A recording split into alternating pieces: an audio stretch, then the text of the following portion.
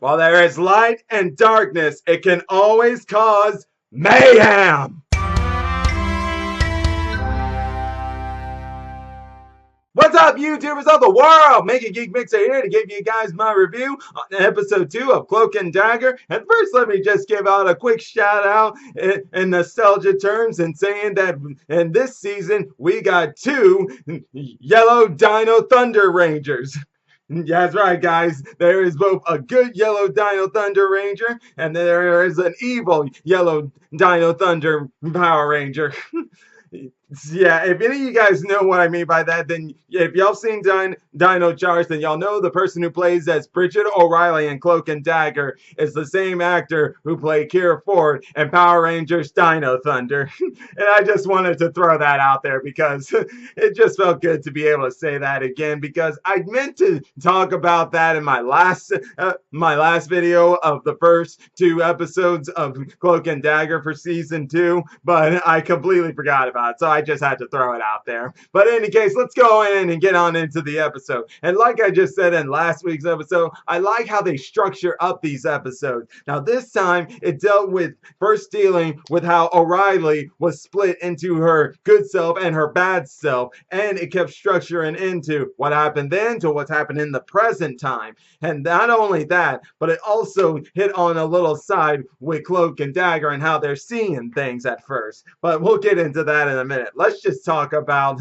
the double split here. So if I'm not mistaken, I think this is what I theorized at, or just a random theory. I didn't really theorize it, but we got our explanation as to how there's 2 O'Reillys. So it turns out that yes, it had to do with that power of that light and dark power hitting O'Reilly after she got shot by Connors. So it turns out that when she was in the river, she split in 2. And the explanation first came to us when we met Mina, who was in season 1, who was a key point in Tandy trying to find out about her father.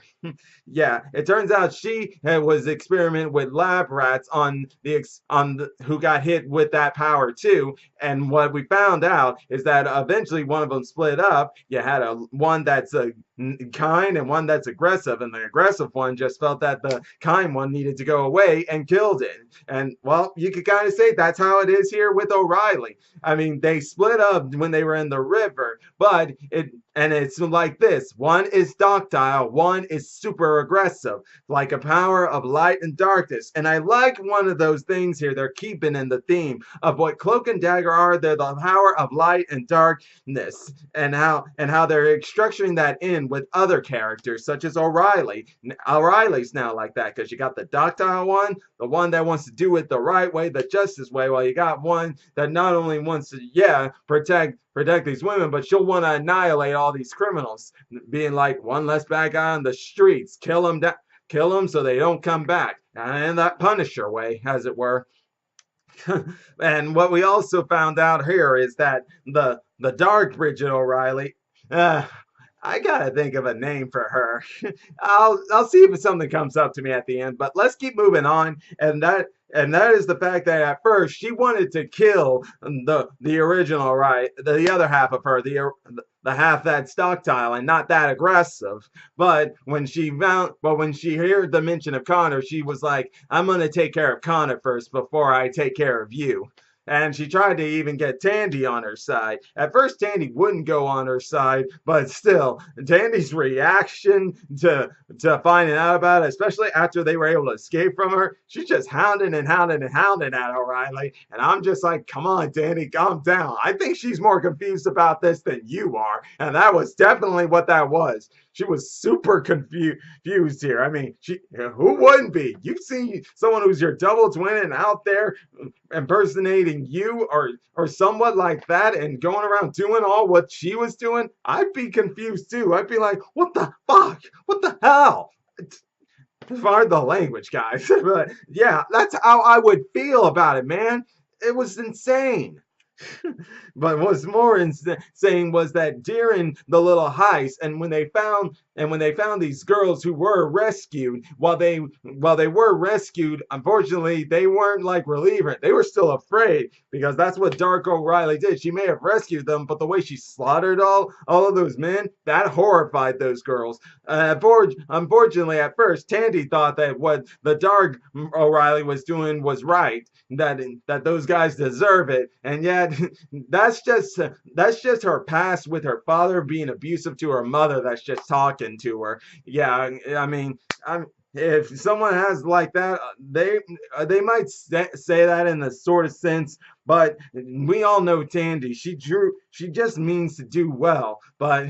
And yeah, when she saw that while those girls were saved and those guys were put down, like permanently, that was just part of her past talking to her there. Luckily, Ty was there to let her know that yeah, how is this right? If even if these girls are safe, they're not satisfied. Like how is keeping even having these girls safe, but they're still terrified, like they don't have any hope or anything. And that's what made Tandy start to realize that yeah, what the Dark Mayhem I'm what the Dark O'Reilly was doing. Oh fuck it. You know what? I'm just gonna call her Mayhem now. I just thought about it. Yes. Call her Mayhem now. I can't believe I didn't think of that earlier. I guess I was going for something different and creative. But anyway, straight back onto the point here. When she tried to touch one of those girls, she saw that she had no hope. She had only darkness and despair inside of her, which is why Ty was able to help figure out where Mayhem would go after saving those other girls. Yeah, but that was also what made Tandy realize that even though those girls were saved, there was still no hope for them, even if Mayhem may have saved them. That's what made her finally start to see things a little different. It still also helped.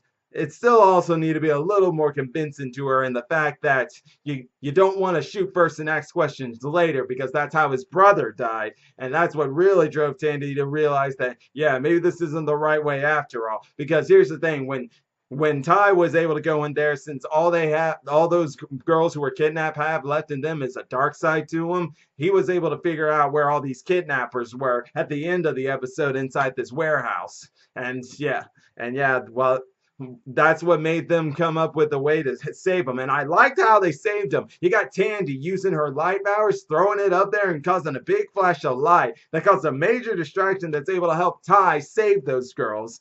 And no doubt in a way to where they will feel more hope for coming back to them compared to the ones that Mayhem saved.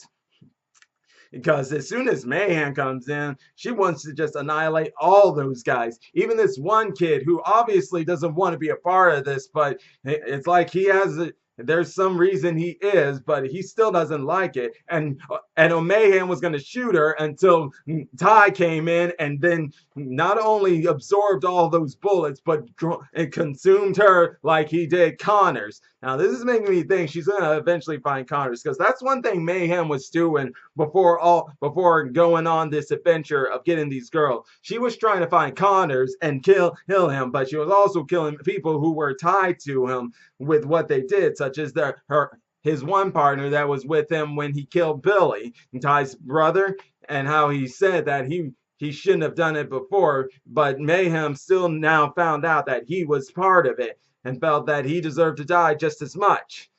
Ugh, nasty there, nasty. But eventually, after all her dead ends were there, she decided to go on a new routing and try to help these girls, but also knock out all these criminals that are killing her. I mean, that are kidnapping them. And I also love that when O'Reilly, Cloak and Dagger were all looking for her, I loved how she uses a trick, these card things, to be able to find out where some of these people are. That's pretty impressive. I like that. I don't fully understand how it's able to work, but that's because I'm not really a detective or anything myself. But I'm pretty sure if I ever try to look at it closely and probably put the dots together, I might be able to figure it out. I'm just saying on that end.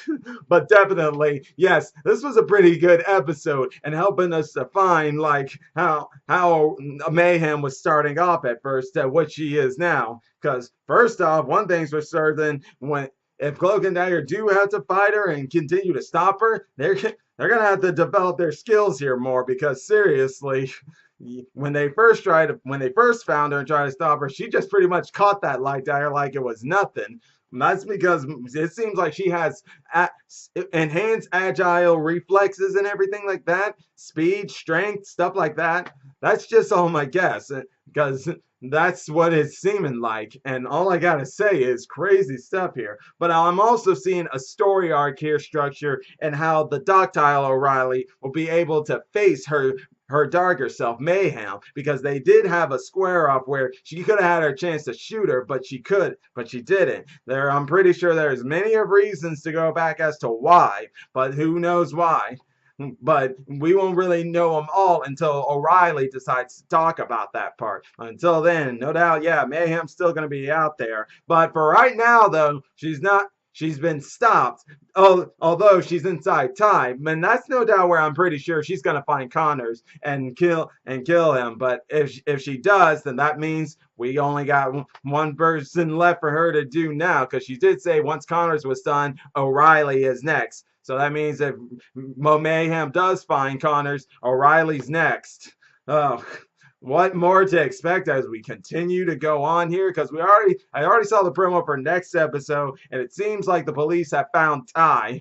I'm wondering how. My guess is because of him rescuing those people and the police coming in, and that kid there who saw him was the one who described him and everything. I would like to hope I'm wrong. And in the meantime, Tandy's going to go inside Ty to try to find Mayhem. So we've got some pretty interesting things going forward. But already, these first 3 episodes were really great. They really had me tied in. I liked how they were structuring up so we could be able to understand what's going on here. So yes, definitely love this episode. Great episode. About maybe an 8.5 out of 10. And then I gotta say, guys, is if some of y'all aren't watching Cloak and Dagger right now, I recommend you do. I mean, sure, some of y'all might have a little confusion on what's going on if you haven't seen season 1. And I say go.